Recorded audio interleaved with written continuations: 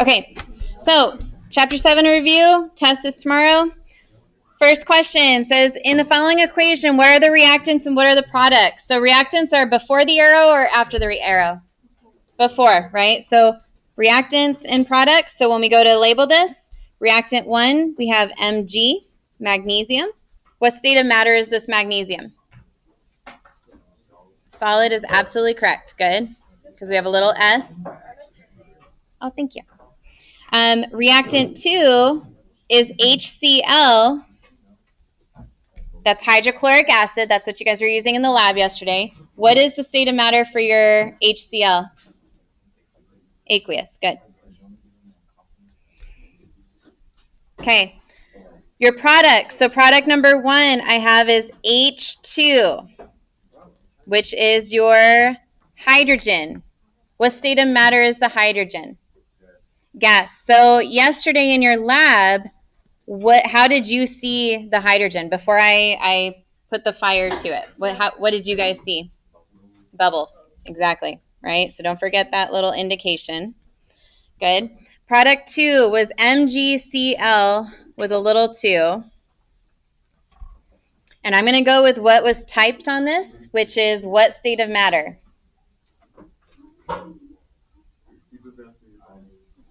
What does it have? It has L for liquid, right? All right, so this can't happen. So write the word liquid, then cross it out, because I just want you guys to remember that can't happen. All right, that would typically be aqueous. So writing a liquid there is not going to happen from this reaction. You're going to be left with a solution, which is the little clear liquid that you guys were left with yesterday, but it is an aqueous thing, right? So technically, this should have been aqueous. I just want you to write that, but the L did stand for liquid, so don't totally scribble it out. All right. Okay, now let's talk about endo-exothermic. So energy is what during an exothermic reaction? Is it released or absorbed? Released. So that was what you guys got to see with the same station, right, when you drop the zinc into the hydrochloric acid. So exothermic reactions, does the temperature typically go up or go down? If energy is, yeah, good. So it's releasing into your hand, so you feel that temperature go up. An easy way to think of it that I kind of was saying yesterday to some of you was exit, right? The energy exits the reaction. So exit, exo. All right, number 3, it says predict the products for the following synthesis reactions. So what happens in the synthesis reactions according to our notes? They're combining, yeah. So it's the get together, right? You have single, single, get together. So all that this is telling you to do is crisscross. You will have a couple of these, meaning you still need to know how to do your crisscross. So when we combine this, we're going to have calcium and nitrogen combining, right? You can do this. Okay, but where are we going to get the charges from?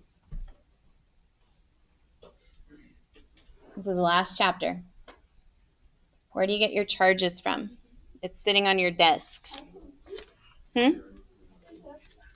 From the resource page, yeah. So down in this bottom right corner, you have your, oh man, you can't see that. All right. You have right here calcium. Calcium has a +2 charge. What does nitrogen have? -3. So we're going to have a +2, -3. I'll actually write it down here because that's probably what you guys will have. All right, so we're going to have that idea. We're going to be crisscrossing them. Okay, when we crisscross them, that 3 came across, so I have calcium, little 3. And then I'm going to have nitrogen with a little 2. Now, question, did that 2 come from right here? No. It came from crisscrossing. Why does this nitrogen have a 2? Does anybody tell me what those guys were called? They're the special ones that form a 7 on the periodic table. Not noble gases. Green poster.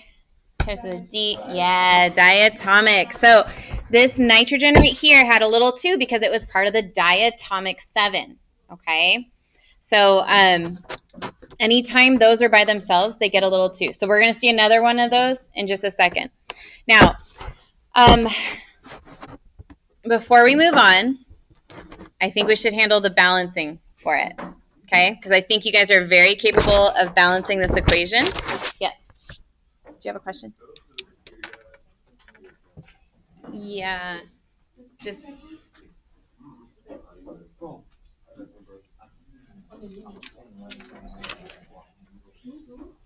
Okay.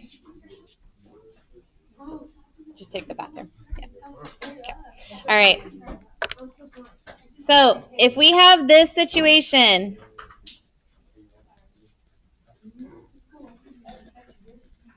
and I needed to balance this, okay, what's my first step that I'm going to do? Using the box method, what am I going to do, you guys? You should put them into their boxes, right? How many N's are going to go into the next box? 2. Good. So we're going to have N, N. There's my line.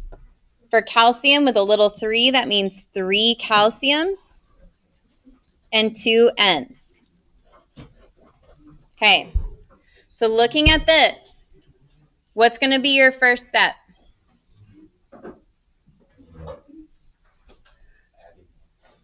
Adding more calciums. Good. So we're going to add another one. Now I'm at 2. 1, 2, 3. I'm going to add one more. 1, 2, 3. So 1, 2, 3. 1, 2, 3. 1, 2. 1, 2. What is my coefficient? What's my mole ratio at this point? A 3, 1, 1. Good. All right. So that one you probably could have actually done in your head just looking at the equation too. Okay. So a 3, 1, 1. So you could have a big 3 in front of that one. All right. The next one we have was aluminum and sulfur combining. So help me out. What's aluminum's charge according to our little resource page? Aluminum is in group 15. No, it's not. I lied to you. I'm so sorry. 13.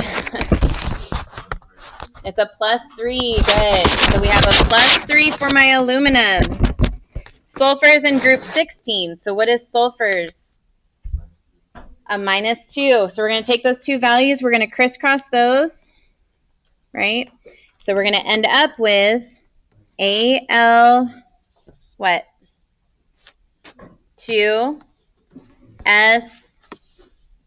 What's going to go behind the S? A 3. There we go.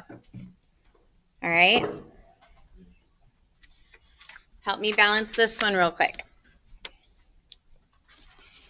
So you can do the balancing off on the side if you have some room.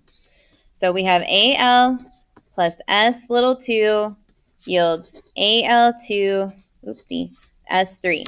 All right, so we're going to put each of them into their boxes.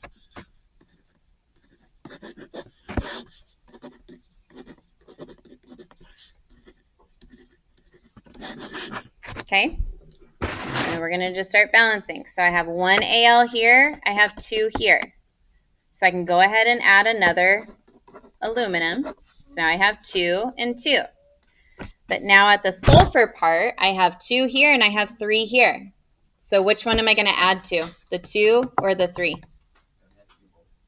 Eventually, yes. But for now, for the first one, since we have less over here, we're going to add a box here. All right. So now I have 1, 2, 3, 4. 1, 2, 3. So we're going to have to add more to this side, which just changed our situation.